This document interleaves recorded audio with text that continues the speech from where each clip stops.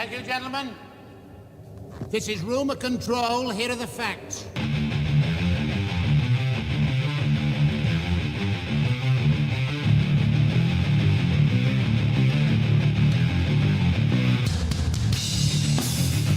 You men have it so easy.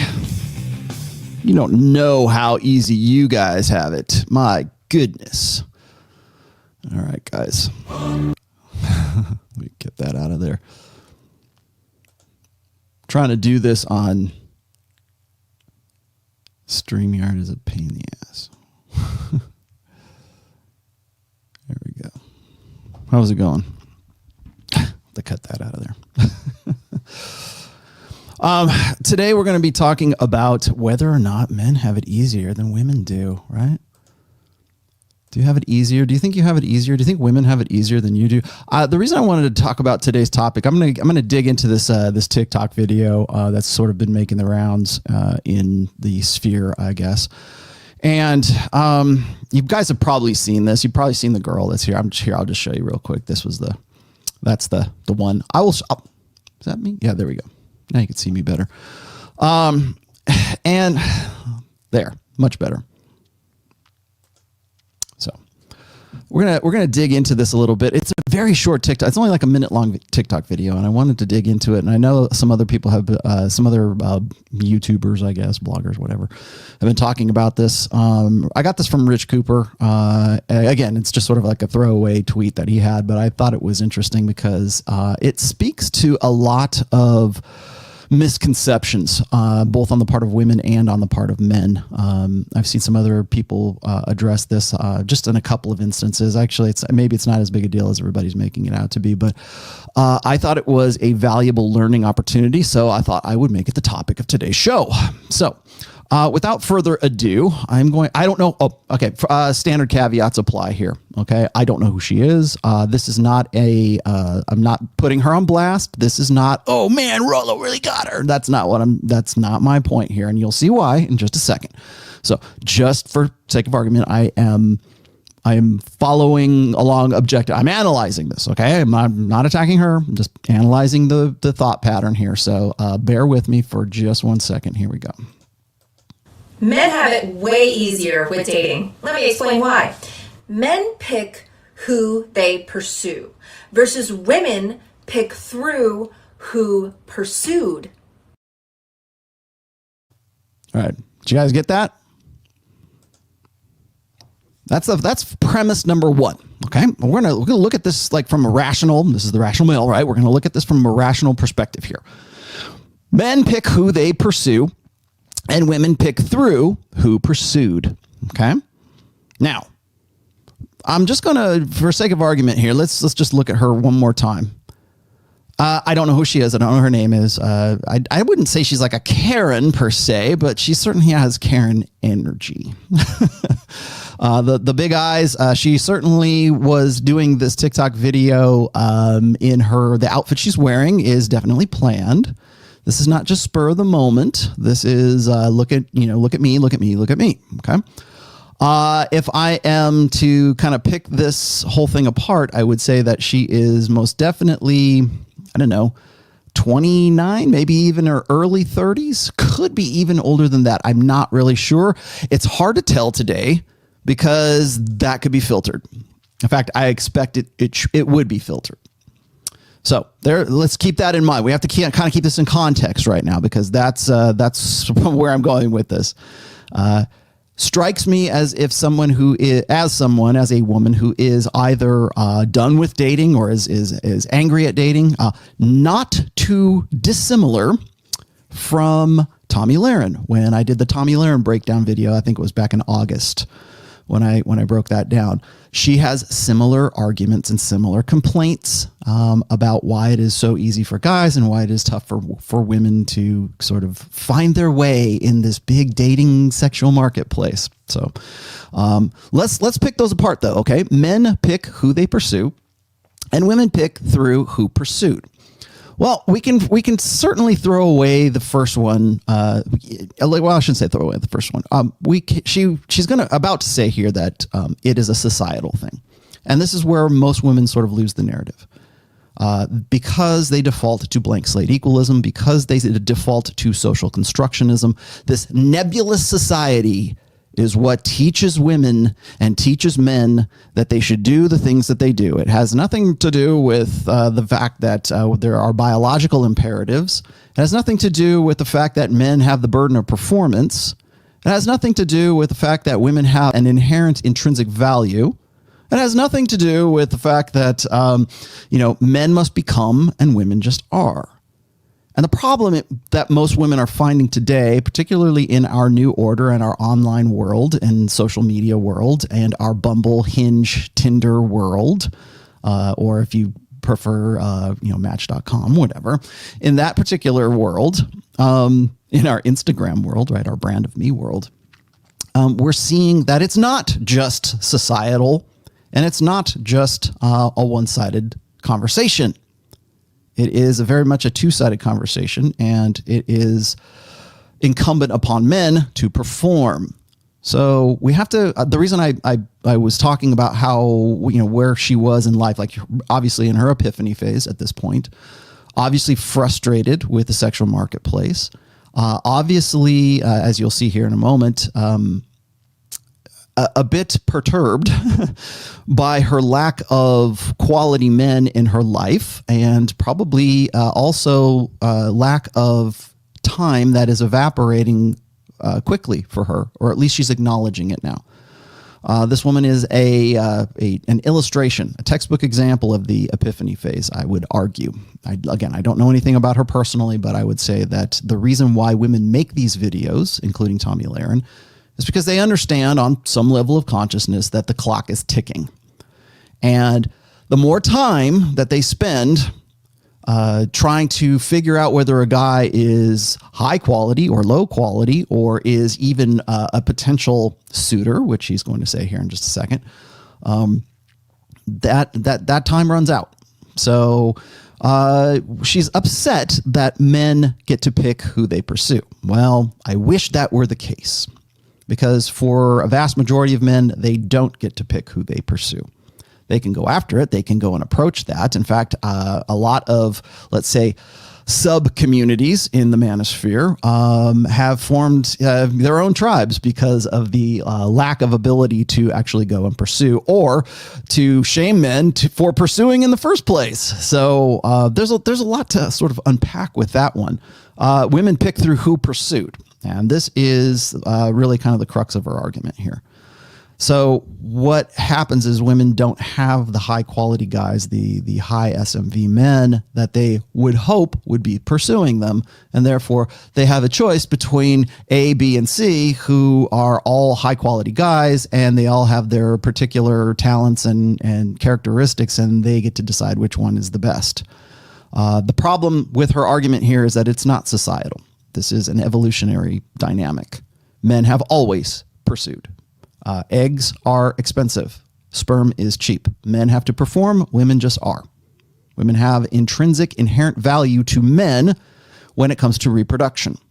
And that's why when we get into a dating situation, especially a long-term, now she's characterizing this entire argument based on long-term considerations, long-term security. Women who are young and don't have to work, when women are in their peak sexual market value years between 21 and 24, somewhere around there, you don't get this argument. You only get this argument from a 28-year-old Tomi Lahren. You only get this argument from a 29 to 31-year-old woman. I'm guessing here. Maybe she's older. Who knows?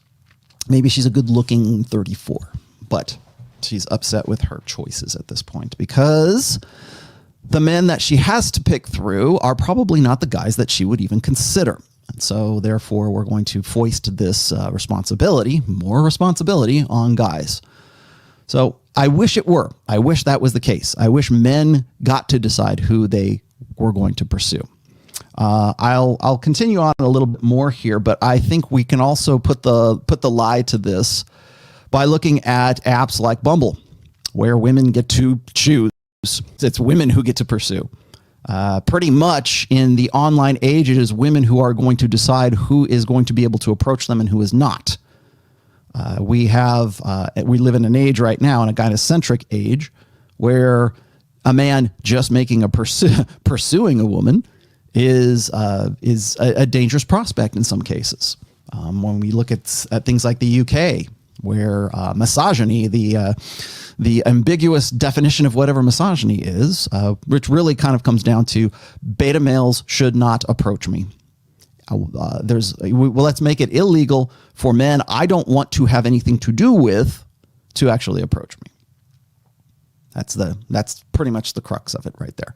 But again, this is a quality issue. We live in Sadie Hawkins' world, where women actually are the ones who are going to need to at least take it upon themselves to be proactive, and most are. And that's just the thing. Women become traditionalists when the chips are down, when they're in their epiphany phase, when they are now acknowledging that the time is getting short. So let's continue here. Let's go back. There we are. Big difference. Society says that the man pursues the woman. This means that men get to go through an incredibly healthy exercise of looking at all their options, deciding what they want, and then spending their time pursuing that. Versus women are taught to sit back, wait to be pursued, and then from there you decide what you do and do not want from potential suitors coming up to you.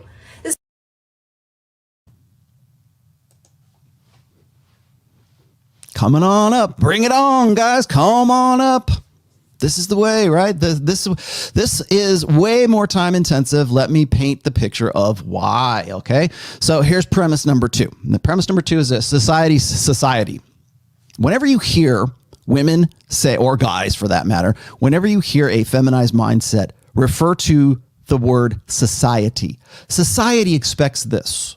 No, society does not expect that.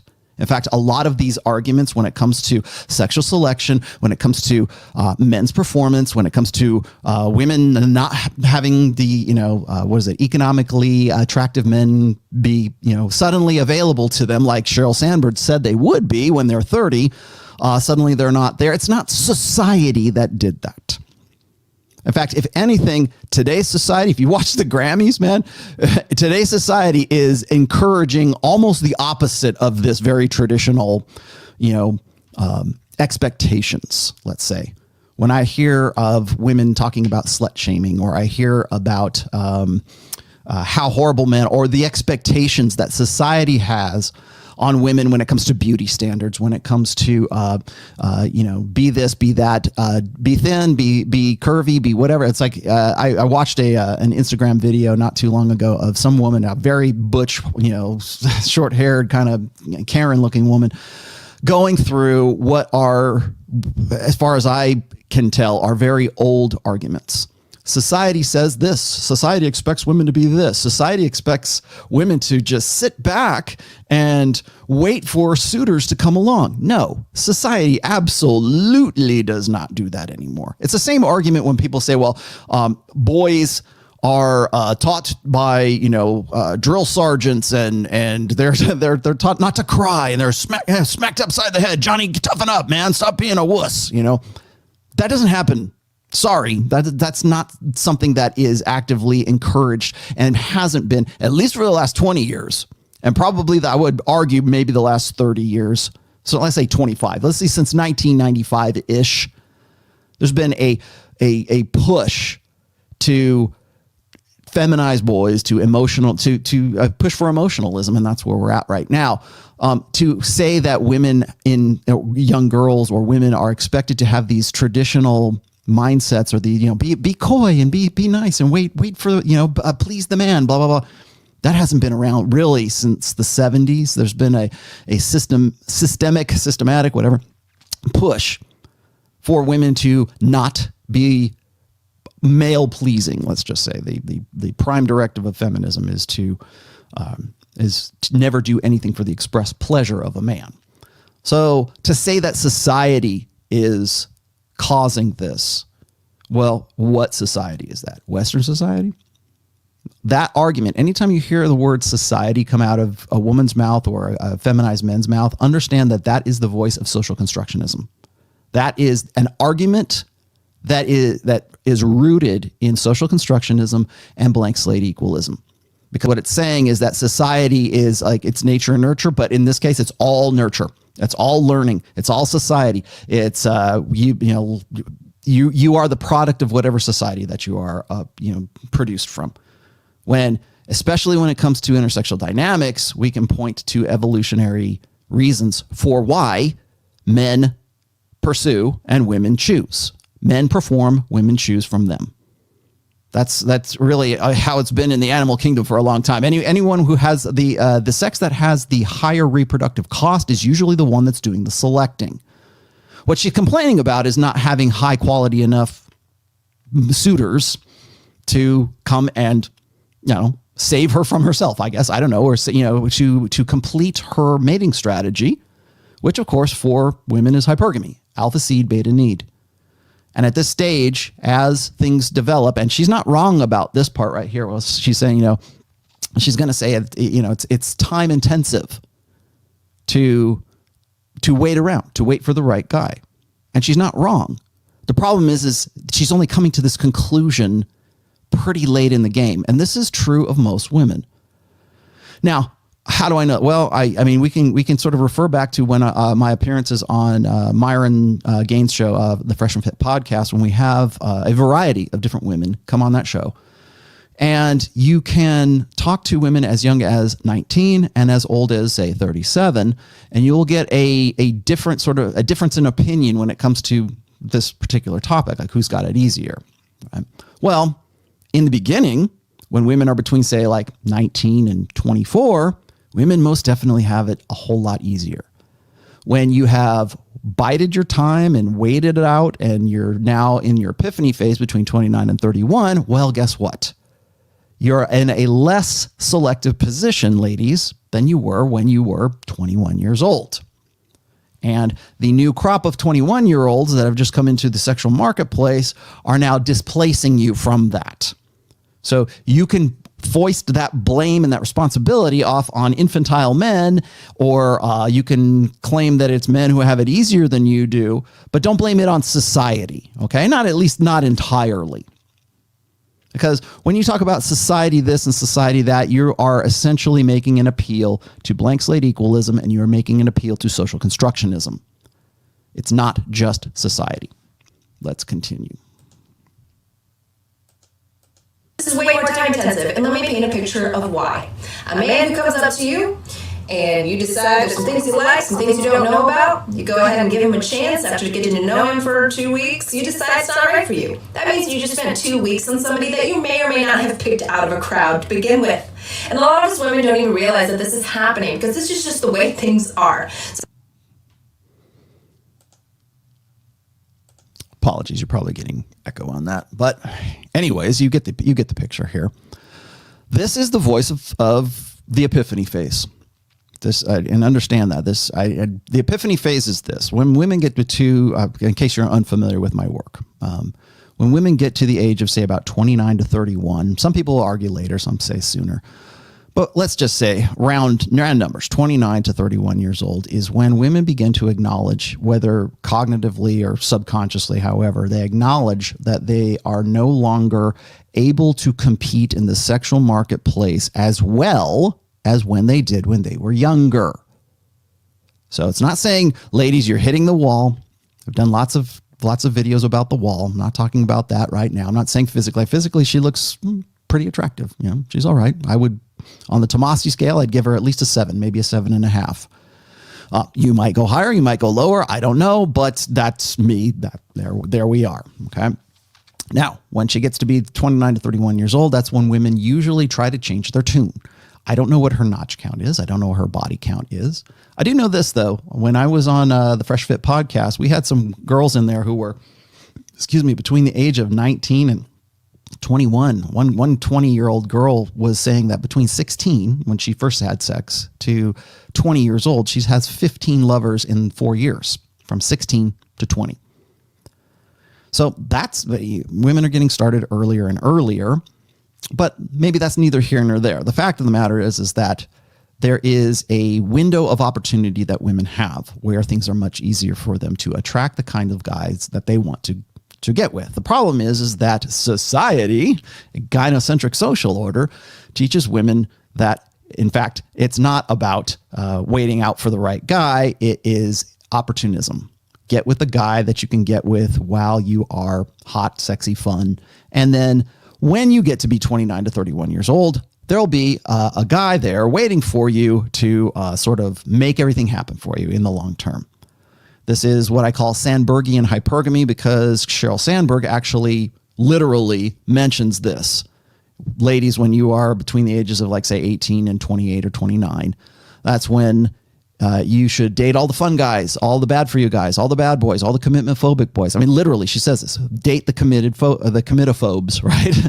Date the guys who are, the bad boy rock band drummer, motorcycle gang guys. I mean, have fun, but don't marry those guys. Which is kind of ironic. But so anyways, but when you get to be 30, then that's when you should start looking for the guy who wants an equal partner. The guy who wants to do his fair share, to basically find the beta in waiting, who's right there, who's ready to sort of take you, sort of save you from yourself before you get to 30, or just like right after 30. And this, of course, coincides with the average age of first marriage for women. Well, for women, it's usually about 28.7, I believe it was, and it's 29.8 or something like that for men. It's older depending on the country that you're in, of course, but funny how it coincides with the epiphany phase. And the epiphany phase is that women tend to want to get right with God. They tend to want to do things differently. That's when they start having these traditional existential crises, right? When they get to be 29 to 31 years old. Where are the nice guys? What happened to the good guys? You won't hear that from women. You won't hear, where are the good guys? Where are the nice guys? Where are the guys ready to settle down, from women who are, say, 20, 22, 24. You won't hear it from them. You will hear it from women who are 29, 30, 31, maybe 33, somewhere around there. That's when that frustration sinks in, because as she says, it is incredibly hard for women to do that because it's a waste of time. And she's correct here. We're going to actually give her a point. The point is this, is that hypergamy cannot afford to miss out on a good opportunity.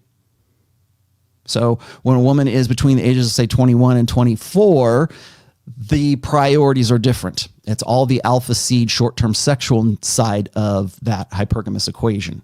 It's all about, find the hot guy, find the fun guy, the hot guy in the foam cannon party, right? Find the guy who's hot and fun and sexy, and you really want to get with him, and hopefully you'll be able to lock him down at some point. That's the mating strategy for that time period, the hoe phase, right? But when you get to be about 29 to 31 years old, boy, the chips are down then, because you can't, like a woman who is 33 years old realizes at some point along the way that she cannot compete with her 23-year-old self in the same sexual marketplace. But don't worry about it, ladies. There's all kinds of social conventions ready to sort of make you feel better about yourself and your predicament. And this is why you get videos like this. Hypergamy cannot afford to miss a golden opportunity. And it takes time. It takes time for women to understand whether this guy is for real or he's not. It's very hard. Hypergamy would love it as a mating strategy. Hypergamous women, hypergamy, would love it if they could just find the turnkey guy, find the perfect guy and go, you know what, I'm getting you and we're going on. And here we go. That would be perfect. Was it Rich Cooper has said in the past, women don't care about your struggles as a man. They only wait at the finish line and they bang the winners. Well, not every woman can do that. Women have to make bets on guys. They have to use that feminine intuition. It's what I call the hypergamous filter to find out whether this guy is the real deal or not. Whether he's going to be a winner. Does he have the potential to get across the finish line? Is he going to be more than he is right now when he's 35 or 36 years old? That's the bet. That's an existential bet for women, because if it doesn't work out, there's a lot of investment in that. In fact, that's what she says right here, is like, you invest all this time in this guy and it doesn't work out, and now I'm screwed because I spent all this time trying to get to know this guy and to develop a relationship that I didn't really want to have, and so therefore, I'm screwed. Well, yeah, because men and women are different. We have different mating strategies. Men tend to be more R selected. Women are K selected. What that means is men, left to our own devices, our innate mating strategy is to spread the seed. Unlimited access to unlimited sexuality. We would love that very much. That's why pornography, free 4K streaming pornography on Pornhub or wherever you want to look at it, that's why it's free. That's why it's popular, because it appeals to men's innate mating strategy. I don't think that there's any question about that. For women, it's different. Women are looking for a K selection. They're looking for the quality. They're looking for the guy who is going to be both genetic quality and provisioning quality. That's alpha seed and beta need. And when the chips are down, that's when women get frustrated, because they understand that there is a lot of investment and basically a lifetime investment in that presumption that they are getting accurate information from that guy, trying to figure out what they want to do. And so in a way, she's right? She says, so it's incredibly distracting to figure out what you want when you are in the process of this kind of dating. Yes, it is when you're your age, honey, when you are that old. Yes, because now you have less time to figure that out, because the 22-year-olds, which you were 10 years ago, that's when you needed to start thinking about these things. That's if this is going to be an imperative for you. And most women aren't mature enough to really understand that when they're 21, 22. They're just happy that they're at the top of their game at that point. Figuratively speaking, let's just say. They're happy to be at that point. But the problem that women like this have is they realize that the time is running out.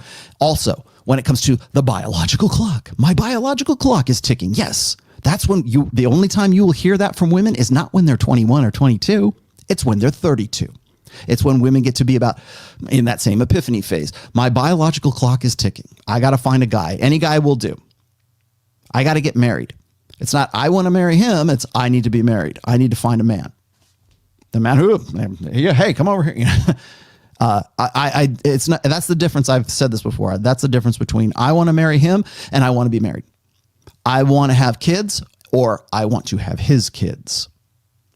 If you're going to have his kids, you should be looking for his kids or him when you're in your 20s, when you're in your mid 20s, at the very least, 24 at the latest, right? That's when you should start considering this, not when you're a little bit older, not when you're frustrated about this kind of stuff.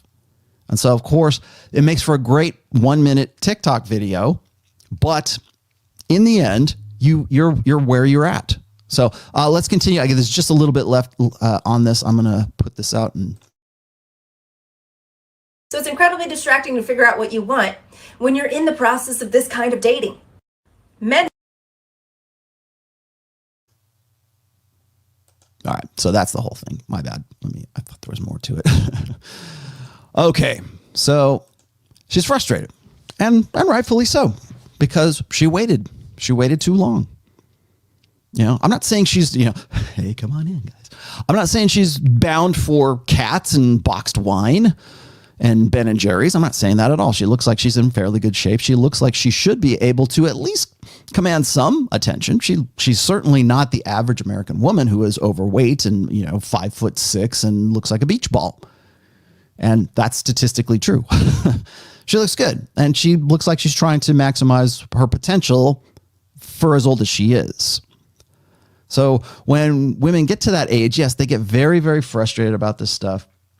And it is time intensive. And the reason why she's frustrated is because she knows that their time is running out.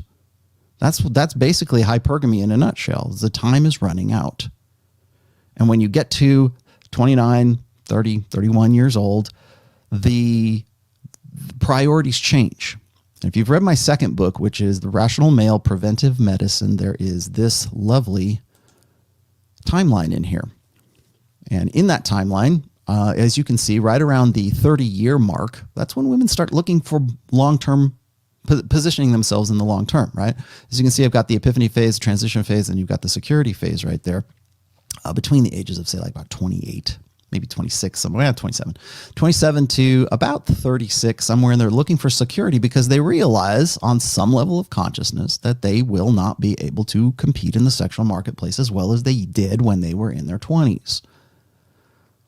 Royce has said this in the past. Is like Royce had this really great article one time, and I think it was called "The Difficulty of Gaming Women by Age Brackets." And so it was like 18 to like 24 was one, and then 24 up to like 30, 31, and then, and on through right up until about I think like 36 or 38 was where he stopped. And that was it. Like no women are worth dating after that. Right.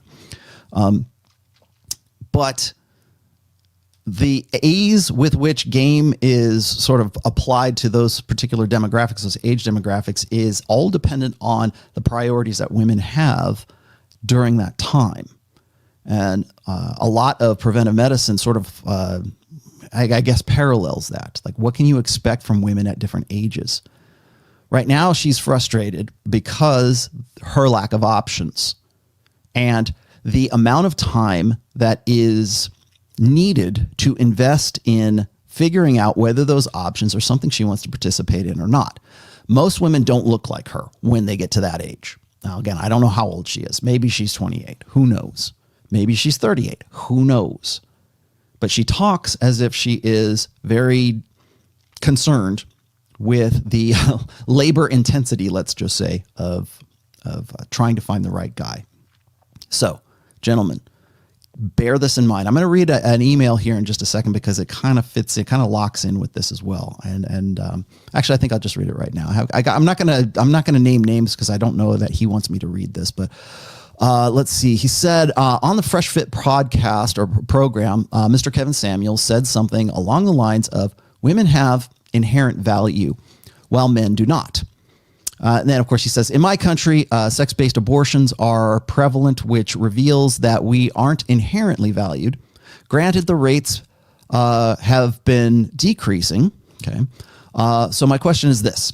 How does Mr. Samuels' statement align with the reality in my country, right? Okay. Or is he talking within the context of Western cultures? All right. Well, here's my, I want, culturally, contextually speaking, really what you're saying is like, I guess you could sort of make a comparison to like China's one-child policy, and boys were preferred. Now it's not, because there is a glut of males in China.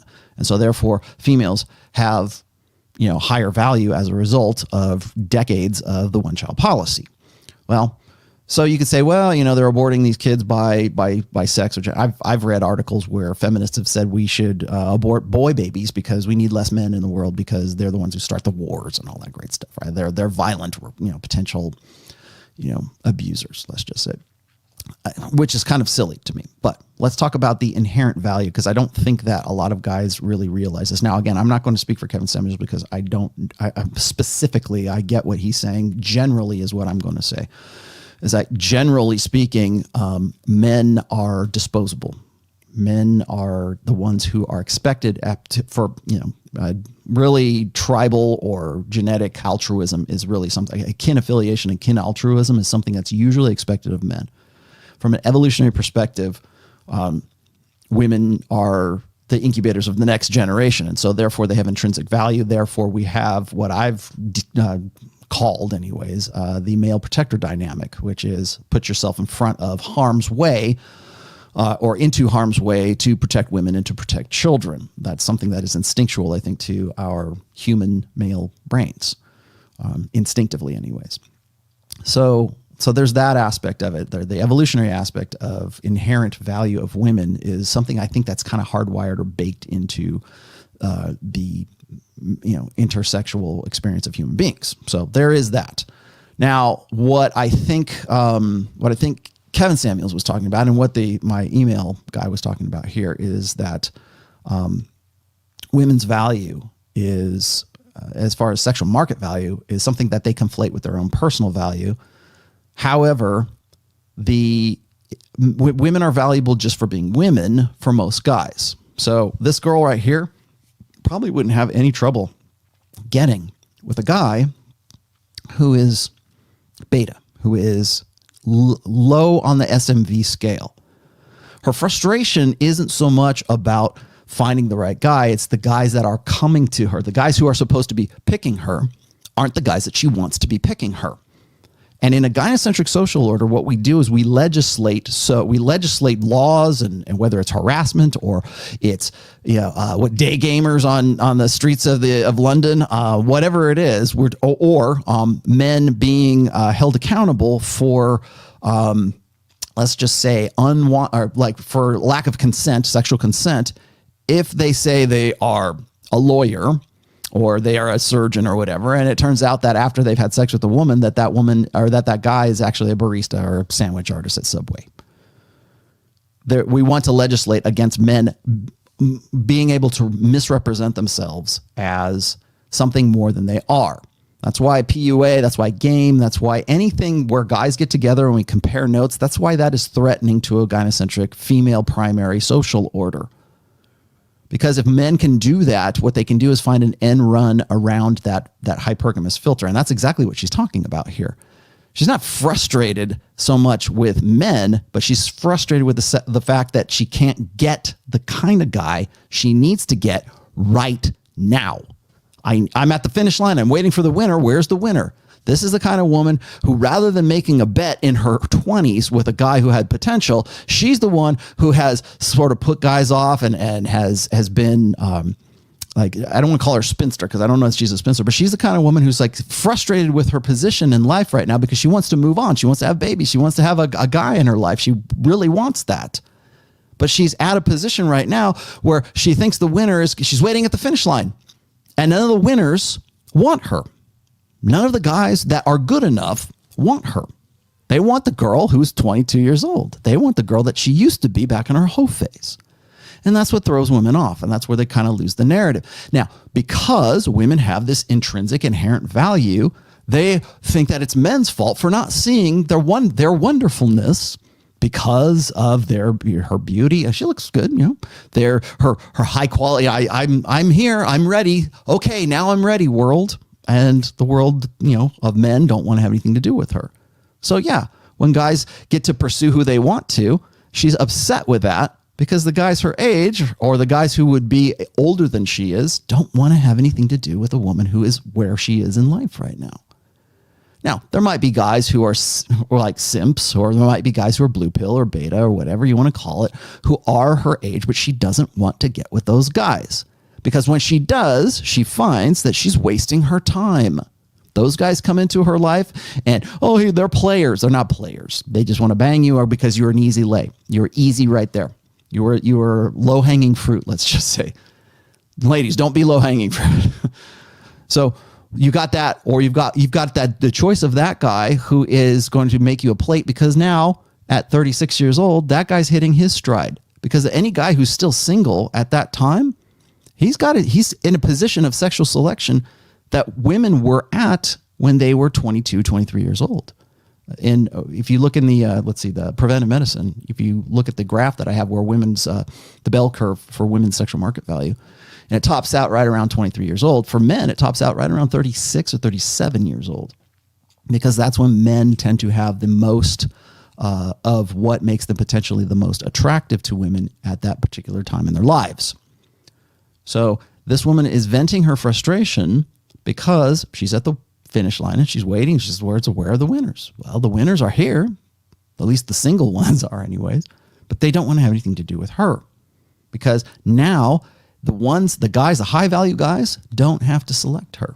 They can select a younger woman or a woman who is less sort of self-absorbed and they are 100% right to do so, because they're looking out for their own best interests. And maybe if they want to have children themselves, that's not what they're looking. They have matured to the point where they have a better sense of judgment of character of women, and they have better sexual selection. So what is it that makes you more desirable? Well, yes, it's going to take longer for you to figure that out. Women are K-selected. They're looking for quality. When, like I said, the apex alpha comes along, women can't waste that opportunity. Well, what she's saying is, I want that apex alpha when I need it right now. And if there's a societal push for anything, it's convincing women that men have to do that. They're entitled to those apex alpha men, again, alpha as an abstraction, at that particular time in their lives. All the chips are down. I don't want to, I don't want to screw around anymore. I need the winner to come across the finish line and marry me now. And that it's much too late. And even for very good looking women, even for women who have this, have her look, whatever. She's doing this on TikTok. So there you have it. That's my sort of breakdown. last but not least, I wanted to make sure that you guys understand what I meant by inherent value when it comes to women and it comes to men. Men must perform, women just are. When I say that, what that means is women have inherent value until they don't. Until it's used up, until it is not the agency producing value that it has been for a long time. So a lot of guys, particularly in the black pill community or the MGTOW community or whatever, want to say, well, a woman like her, she can just spread her legs and she can have any guy she wants. Yeah, that is true. But here we have an example of a woman who, by that definition, could certainly do that. But she's not. She's venting her frustration on TikTok or on a 1-minute video because those guys, she doesn't want those guys. She doesn't want that attention. She doesn't want those particular, like she can have anybody, but she doesn't want just anybody because women's mating strategies and women's sexual imperatives and their mating imperatives are different than men's. So when you think like that, you're thinking like a guy and you're projecting that ideal onto women. Stop doing that. Women have a different motive. They have a different purpose when it comes to their own mating strategies, because eventually women's mating strategies become their life strategies. So when a girl is at 33 years old, her priorities are different because the time is running out. She's got to find that guy. And that's a really dangerous place to be, by the way, gentlemen, because if you are, say, 36 years old, there are plenty of social conventions that are in place that have been around for a long time to convince you that it is incumbent upon you, if you want to be a real man, quote unquote, registered trademark, if you want to be a real man, you have to wife these girls up. Save them from themselves, save them from their choices, save them from their conditions, save them from the consequences that they incurred when they were in their 20s, when they were out. I'm not saying that I don't know anything about her sexual past. I don't know what her notch count is, whatever. But I do know this, is that it's not about what society made her. It's what her imperatives were and what society facilitated for her to get to the point where she is on TikTok and she is complaining about the quality of guys. So this is not a general statement on do men have it easier, do women have it easier. This entire video is, I can't find the right guy. I can't find the quality guy that I deserve, or that a female primary society assured me that I am entitled to, and he's not here. So there you have it. I will talk to you guys later. I'll be doing some other shorts later on in this week. I hope you guys enjoyed this, and I will see you soon. Bye-bye.